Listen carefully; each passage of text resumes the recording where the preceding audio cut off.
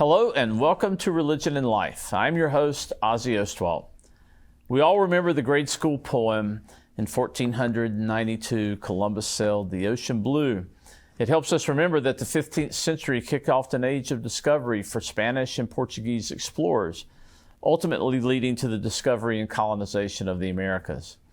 What we sometimes overlook is that religion played an important role in these voyages of discovery and in shaping European notions about what explorers might find in new lands. My guest, Dr. Brent James, is an expert in Latin culture and teaches about how these cultures affected the New World. Welcome, Brent. Thank you. Thanks for having me. Yeah, so you're, tell us about yourself. You're a faculty member here at Appalachian? Yes, senior lecturer.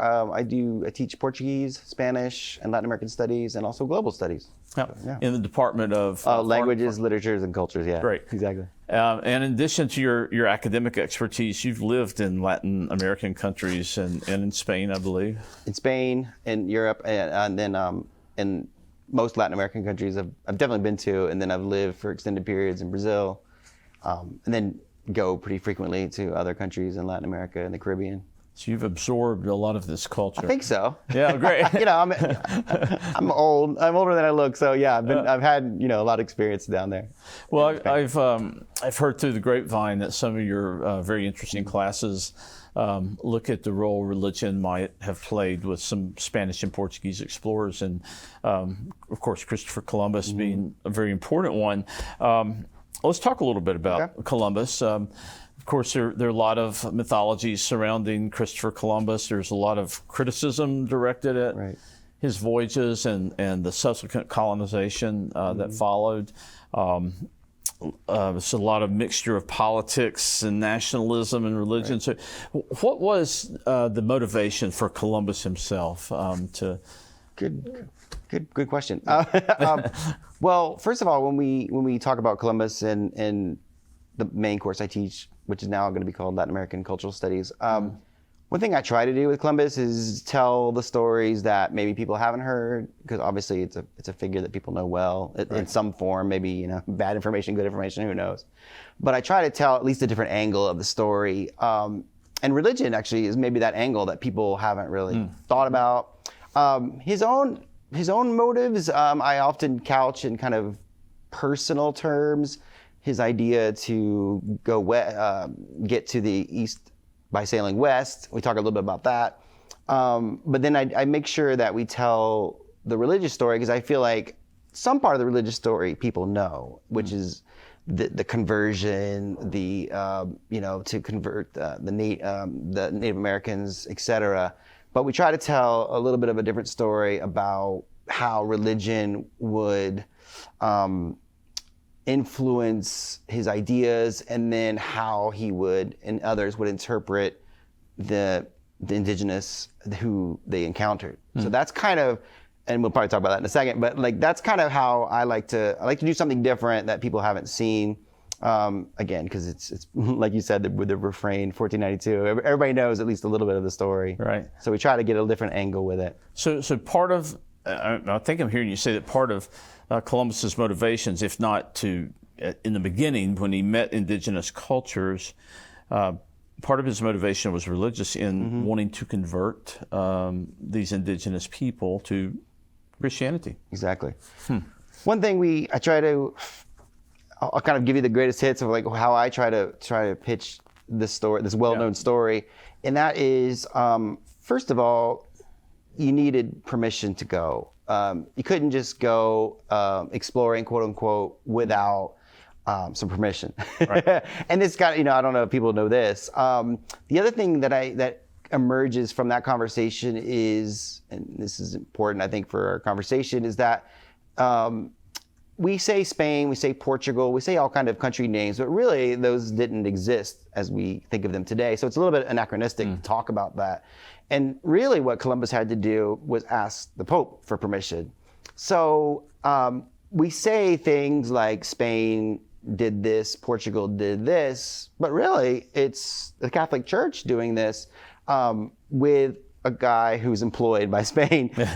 You know what I mean? So the first thing we really try to get out there is that, Columbus has to get the money from Spain, and of course other people would get money from other places. but you've all got to go talk to the Pope and get permission. And so to get permission, you have to have a religious mission. Otherwise, he's not going to fund, the Pope, that is not going to fund or approve of these journeys. I always tell people or students that, in this time period, nobody wanted to be a pirate. Right. So you had to have legitimacy. And so which conversation about where does legitimacy come from in this time period? And that's 100% the church. Right. So he had to have something he could tell the Pope that he was going to do. That wasn't, look for gold, because that's a sin. Yeah. So Columbus was, at least in his pitch to the Pope, was wanted to go and claim these lands for Christendom, right, for the church. And I think the Pope had some role in determining which lands would go to Spain, which would go to Portugal.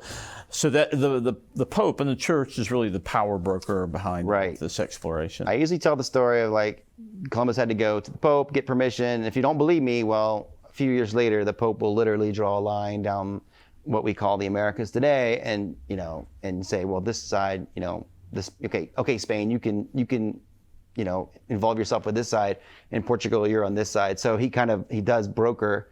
I would say, if you have a question about the importance of the Pope in this time period, well, he literally carved the world in two for his the countries that were under him. Right. Yeah. Well, now Ferdinand and Isabella had a role to play as well, right? Right. And they, of course, they're responsible for the Spanish Inquisition, and have the reputation for being very devout. Right. So what was their role in the Well, good question. One of the backstories we don't really get into in my class because we just don't have time. We used to get into a little more, but these days we're kind of just mentioning it. But of course, it's a good point. The context for, 1492 is one of those crazy years in history. Not only for what we're talking about, but of course, in 1492 is when the Reconquista ends with the reconquest of the Spanish Peninsula, right? Mm-hmm. So, and again, I wish I had more time to talk about it in the context of these things and may add it back in the future. But, Ferdinand and Isabel and Spain, quote unquote, they're coming out of what they see as a religious war, and then right on to from that kind of reclaiming of the peninsula for the Catholic Church, kind of going with that momentum. I always say, Columbus really just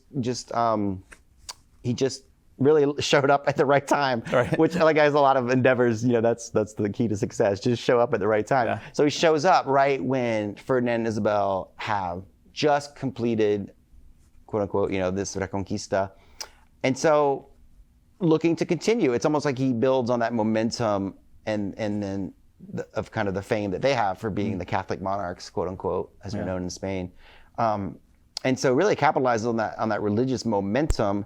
And that's just huge, right? It's just, Yeah, it's such an entirely different world, 15th century Europe, where you've got partnerships between churches and monarchs across Europe. And so it's a very complicated and complex political situation. I want to go back to something you mentioned. I find this incredibly interesting. You suggested that religious faith, the church, helped to create some expectations about what explorers might find in their journeys. What sorts of expectations do you think Columbus had, or that other explorers might have had as they set off in search of new routes, new lands? Yeah, this is actually the kind of thing I like to talk about most in class, partly because I think it just informs the ways we still talk about the Americas. So, for example, and again, not stuff that I'm super familiar with, but from what I've gathered in my own research, I talk a lot about we do a little bit of how do expectations color your perception, right? Right. So we have that conversation, and then and one of the things that really I find that people don't really talk about in this subject is that when Columbus goes out there and others when they're what do they think they're going to find? And so they're kind of building on travelers' reports, again, from big figures like Marco Polo and stuff. They're kind of going on those early reports of who's out there in the world and what are you going to find. And sure, and like everybody who goes on a journey, you kind of thinking about what you're going to find. And so kind of two concepts I think are key. And one's religious and one's maybe quasi-religious. The first one, which is maybe quasi-religious, is the magical, right? So creatures, I say creatures, that's how they would have put it. Human beings who in their eyes were going to be magical. What I mean by that is different than the current humans that Columbus would have thought of, but also kind of older humans. In other words, like I think Europeans and Columbus in general, they had ideas that there were in the world other humans, of course, but that there had been a break. And here was Europe and the known world at the time on this little branch. And then in another branch, there was other humans. There were other beings that were had gone in a different direction. And they were sort of primordial, or they kind of imagined them as like human-like, but magical, different enough from the humans that Columbus was. All right.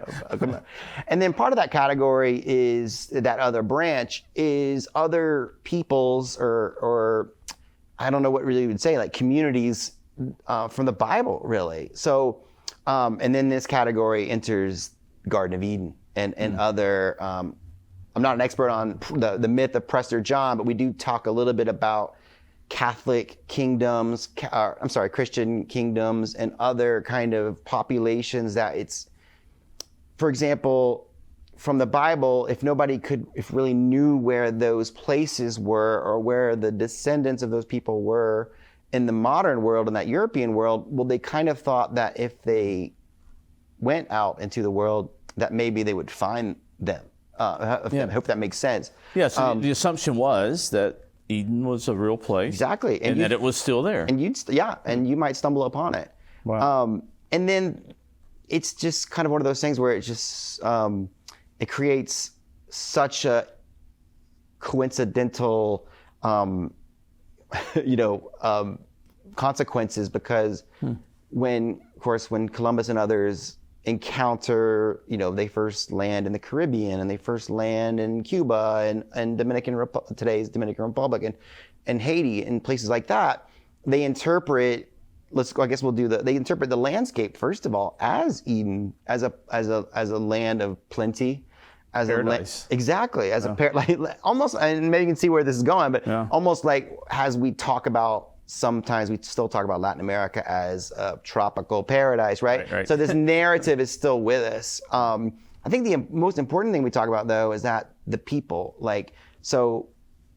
lives in the Garden of Eden, of course, Adam and Eve, and their descendants is what he was thinking. So what that means for the class and for our purposes, perhaps, is that he thought he would encounter, if he did encounter this Eden, a pre-reason, a people without religion. And so, again, maybe you can tell how this plays out, but he interprets culture, the people, in that kind of Eden-esque way.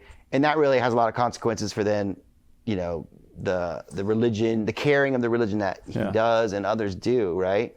So I hope that's all making sense. So if Columbus and others thought they might find Eden, and they stumbled upon the New World, and they used words like paradise to describe it. Right. Were indigenous people then considered innocents of sort, in a positive light? My argument is that that's what happens. Okay. You consider them innocent in that kind of old way that we use the word, like pre-reason, without reason, and so innocent, and therefore perfect to bring spread religion to.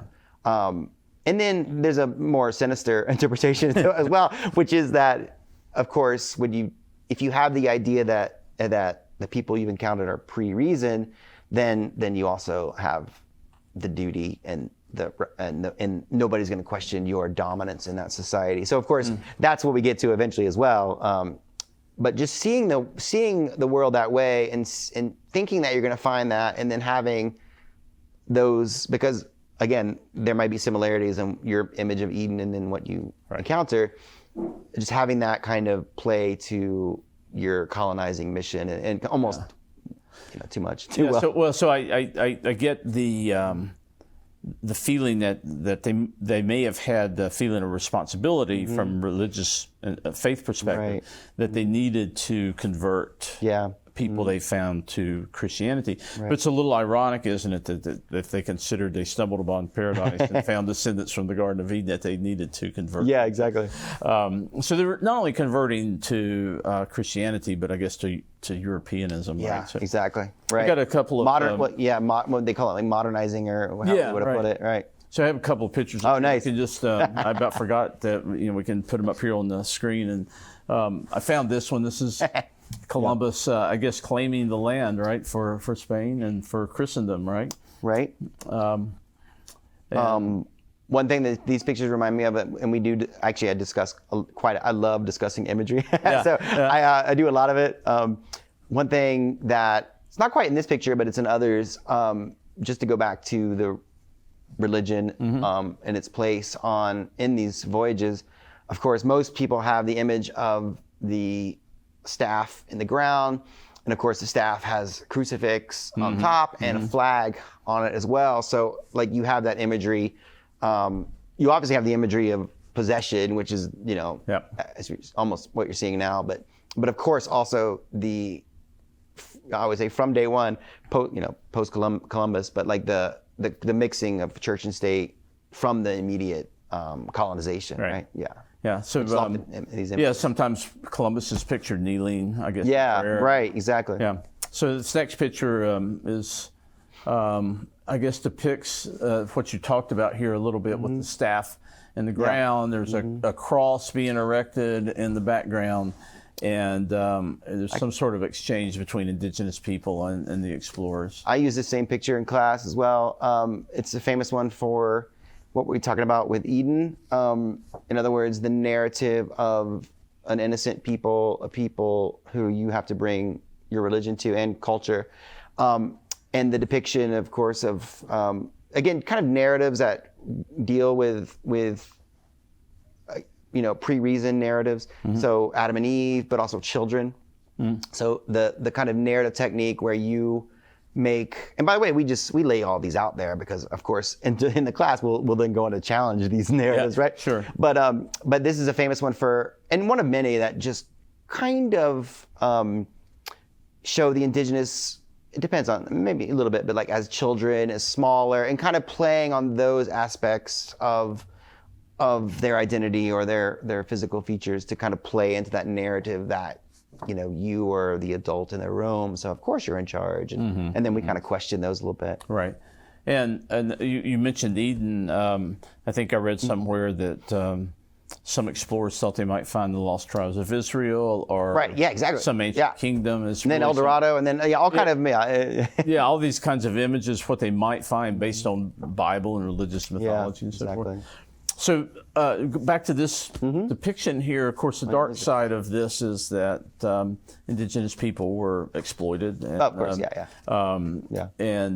But you said something to me earlier that I wasn't aware of. Apparently, Queen Isabella gets some credit with being appalled by the way indigenous people were treated by the colonizers. Is that correct?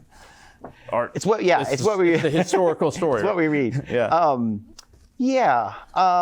And there is a conversation. It's more complicated. I wish I had more time to discuss it in class.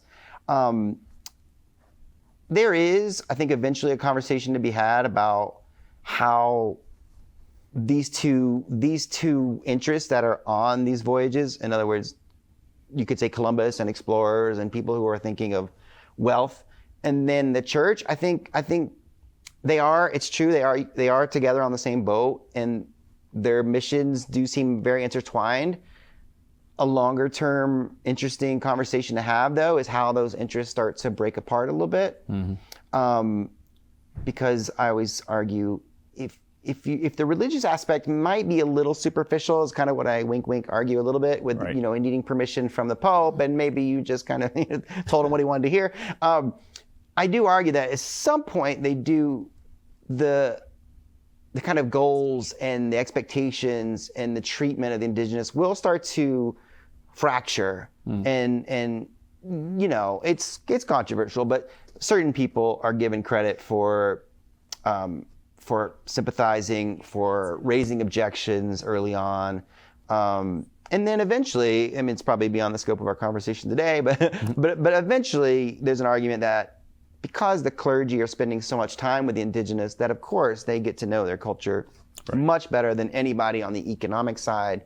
And so there is a respect that is generated. I mean, we could all argue that it's not enough, that damage has been done. Sure, I understand. Right. But there is an argument for that there is an understanding, and there's eventually translation and et cetera, so of indigenous languages. So, it's just something to keep in mind that these I know they're so joined at the beginning, that's usually what we talk about.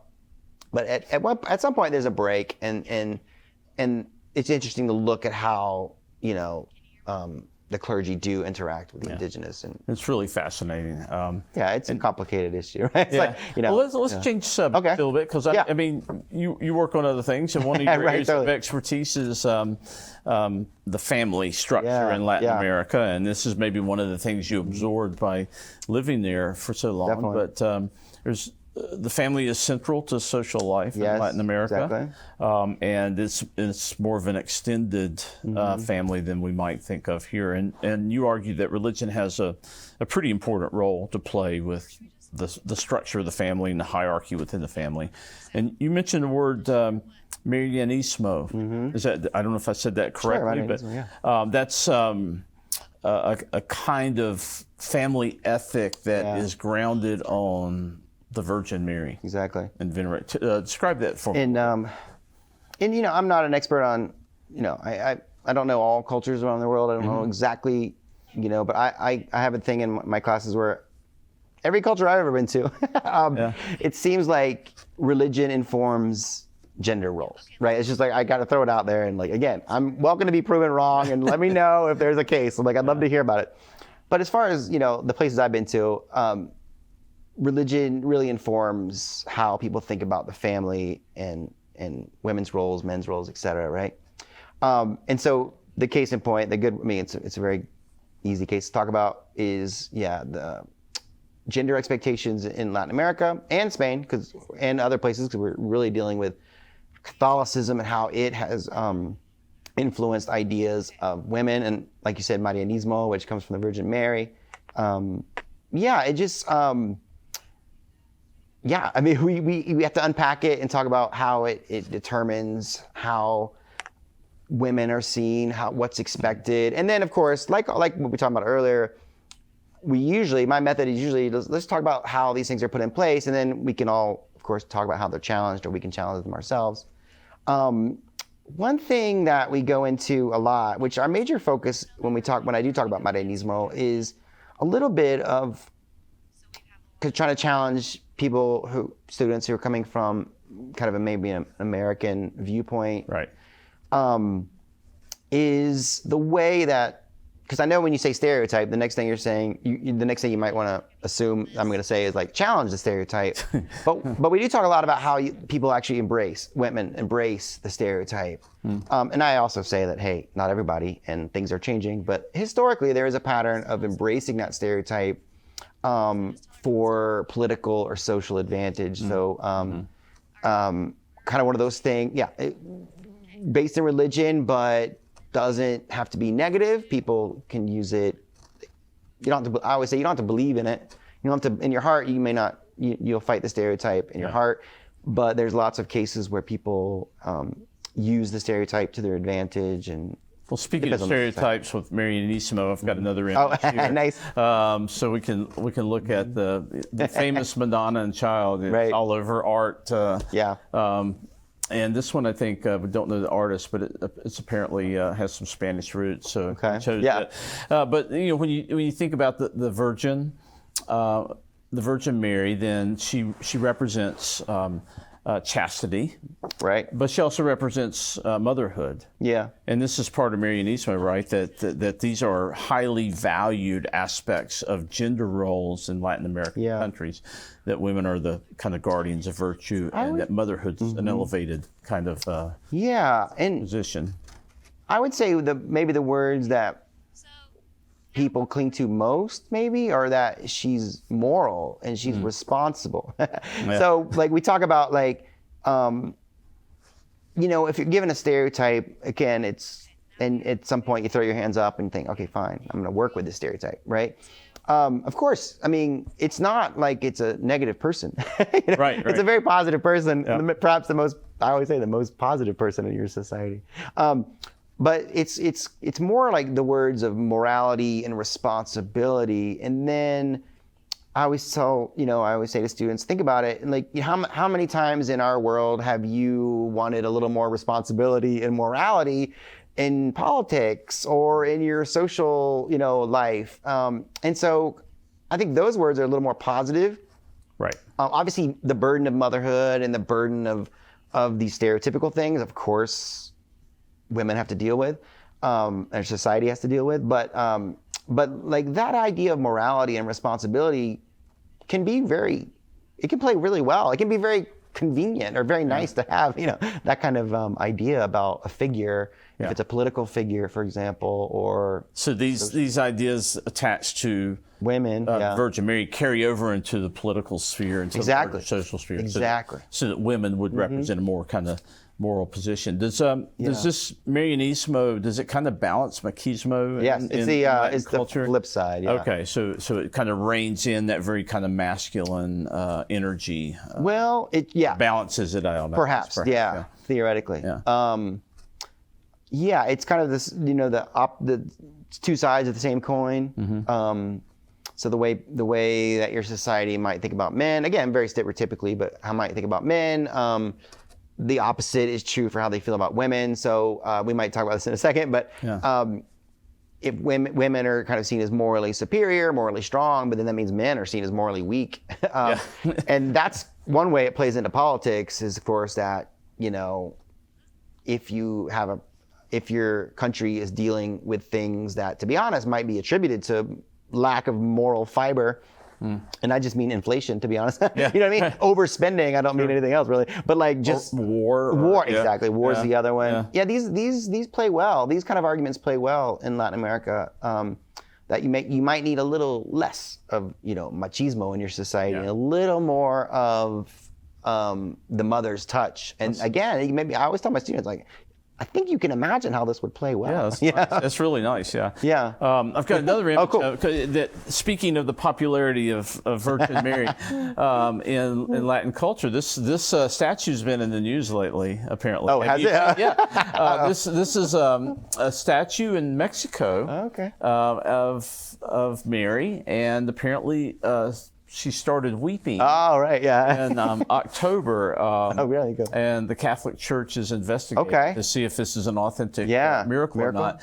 But gives you an idea of the really important role that Mary plays in Latin American culture as an object of devotion. And I'd never really thought of this role as being kind of a balancing force to machismo and this. But that's really interesting. I mean, sadly, and then I always say we're not picking on Latin America when we say this, because it applies to other cultures. But if you think that your society is suffering from too much machismo, in the form of violence or corruption, it can be it's a very comforting figure, a comforting idea. And so, I mean, I respect the importance it has. And I think Protestant cultures don't have this as much. Mary doesn't play quite as prominent. It seems that way. Yeah. It seems like we have, of course, Protestant societies have other figures, but this is kind of. I mean, I feel like I see these things outside of Catholicism in Catholic countries, quote unquote, but it's definitely strong. And well, thank you. I mean, your work is fascinating. I really enjoy talking about Latin America, and I can see why your classes are popular. I appreciate you joining us today to talk about some of these issues, and love to talk to you more in the future. Okay, well, thank you. Appreciate it. Thanks so much. Appreciate it. Yeah. Well, that's it for Religion and Life for this week.